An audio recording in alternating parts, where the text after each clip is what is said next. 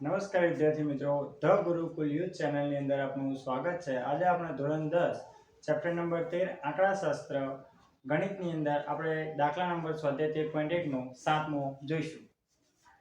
અહીંયા આપણને મધ્યક શોધવાનો કહ્યો છે।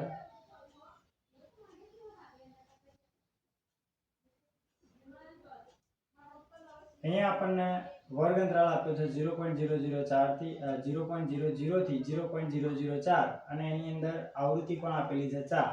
તો આની અંદરથી xi આપણે શોધવાનો છે। તો xi આપણે 0.00 થી 0.04 ની વચ્ચે કઈ સંખ્યા આવશે? તો 0.02। પછી 0.04 થી 0.08 ની વચ્ચે તો 0.06। 0.08 થી 0.12 ની વચ્ચે 0.10। 0.12 થી 0.16 0.14। 0.16 થી 0.20 ની વચ્ચે 0.18। 0.20 થી 0.24 ની વચ્ચે 0.22। હવે આપણે ui શોધવાનો। તે પહેલા આપણે xi ની અંદરથી ગમે તે એક સંખ્યાને આપણે a ધારીશું। તો આપણે 10 જે છે એને આપણે શું કહીશું? a। આપણે આને a ધારીએ તો અહીંયા શું થશે? 0 -1 -2। અહીંયા 1 2 અને 3। હવે FIUI જે છે, FIUI ની અંદર આ બંનેનો ગુણાકાર કરીને લખીશું। 4 દુ 8 તો -8। 9 એકા 9 તો -9। 9 ગુણ્યા 0 એટલે શું આવશે? 0। 2 એકા 2। 4 દુ 8 2 તરી 6। 0 થી નીચેની સંખ્યાનો સરવાળો અલગ કરીએ। 8 ને 2 10 ને 6 16 થશે અને 8 ને 9 17 એટલે કે -17 જવાબ આવશે। હવે આપણે સિગ્મા FIUI બરાબર 17 માંથી આપણે 16 બાદ કરીએ તો શું વધશે? 1। આ બંનેમાંથી મોટી સંખ્યા કોણ છે? 17। 17 ની નિશાની માઈનસની તો આપણો જવાબ પણ માઈનસમાં આવશે। હવે આપણે FI નું ટોટલ કરીએ। સિગ્મા FI બરાબર 9 9 18 ને 4 22 22 ને 2 24 24 ને 4 28 28 ને 2 30 તો આપણું સિગ્મા FI શું આવશે? 30 આવશે। હવે આપણો h બરાબર 0.04 માંથી આપણે 0.00 વડે બાદ કરીશું તો આપણને મળશે 0.04। હવે આપણે બધી કિંમતો મળી ગઈ છે તો આપણે મધ્યકનું એટલે કે પદ વિચલનની રીતનું મધ્યકનું સૂત્ર જોઈશું। તો x બાર બરાબર a પ્લસ સિગ્મા FIUI છેદમાં સિગ્મા FI ગુણ્યા h।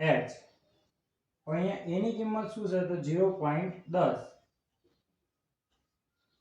પ્લસ સિગ્મા FIUI કેટલા મળ્યા? -1 છેદમાં સિગ્મા FI તો સિગ્મા FI આપણને 30 મળ્યા ગુણ્યા h ની કિંમત શું છે? તો 0.04। હવે આપણે શું કરીશું? તો હવે આપણે જે પોઈન્ટ છે એને હટાવવો હોય તો પાછળથી આપણે ગણીએ તો પોઈન્ટ પછી કેટલી સંખ્યા છે? 1 અને 2। તો આપણે જો આ પોઈન્ટ હટાવવા માટે જોઈએ તો 0.10 પ્લસ -1 ના છેદમાં 30 ગુણ્યા 4 ના છેદમાં કેટલા આવશે? 100 આવશે।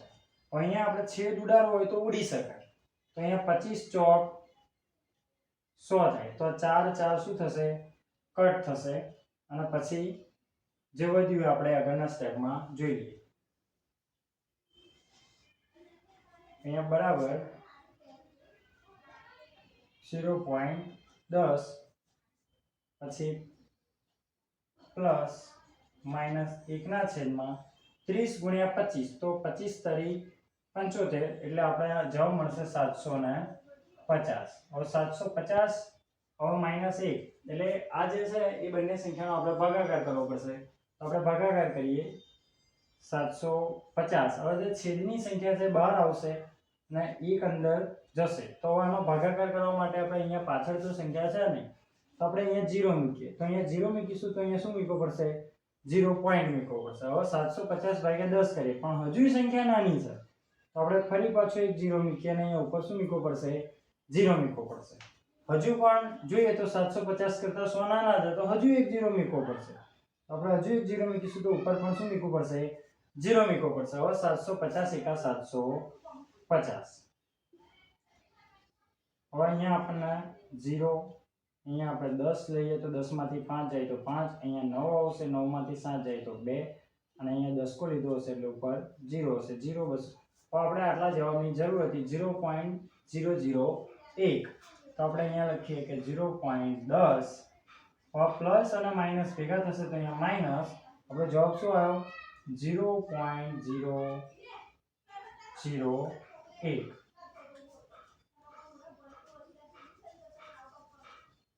હવે અહીંયા આપણે 0.10 માઇનસ 0.001 ની આપણે બાદબાકી કરીએ તો અહીંયા આપણે લખીએ કે 0.10 માઇનસ 0.001.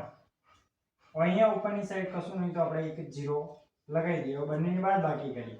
અહીંયા 10 કો લઈએ, અહીંયા 10, અહીંયા 9, અને અહીંયા શું થઈ જશે? 0 થશે. 10 માંથી 1 જાય તો 9, 9 ના 9, અને અહીંયા શું આવશે? 0. પોઈન્ટ અહીંયા શું આવશે? 0. તો આપણો જવાબ જે x12 બરાબર મધ્યક જે આપણે જોઈએ છે શું આવ્યો? 0.099.